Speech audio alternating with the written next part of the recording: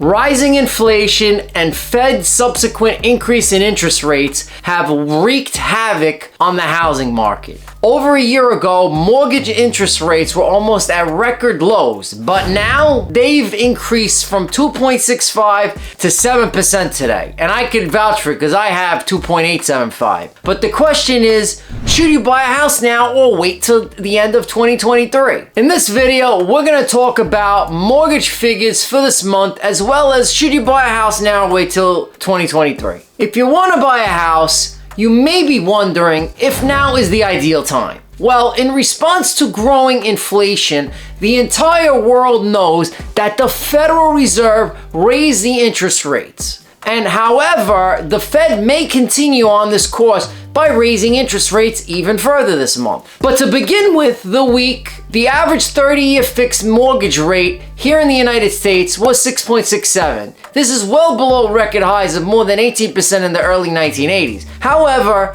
the last time rates surpassed 6% was in 08. I had a mortgage back then too, implying that these levels have not been encountered in nearly 15 years. Without a doubt, these recent rate hikes made tremendous effects on property prices. Assume you have a $200,000 mortgage with a 30-year term. You'd pay $988 a month at 2.5% for a total of $355.680. You end up paying more than $105,000 in interest. With a 7.5% interest rate, your monthly payment would balloon to $1,748.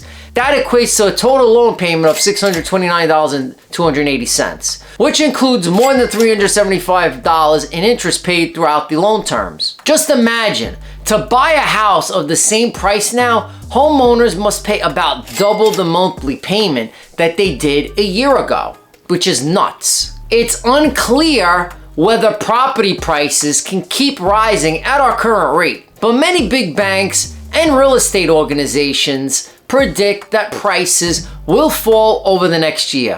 Why? Well, the drop in mortgage applications signaled a drop in demand, which may force markdowns. It's that simple, pretty much. If you're looking to buy a house like I did, and I'm always buying homes, even right now we're constantly buying houses, you gotta look at the numbers and the deals. I'm looking at a two-family right now for $365, and it's probably worth $500 after I put a little bit money into it. The guy's motivated to sell because he needs to get out. I could jack up rents, and I'm ahead of the game. Even if the market comes down a little bit and I get a 5-year interest-only ARM, I could see an average of $1,800 a month cash on cash return on my money. So there are options out there that you can choose if you speak to a mortgage professional to have a house and to actually get ahead with your investments. However, if you're on the other side of the equation and you're probably expecting the Fed to stop raising interest rates, perhaps by next year,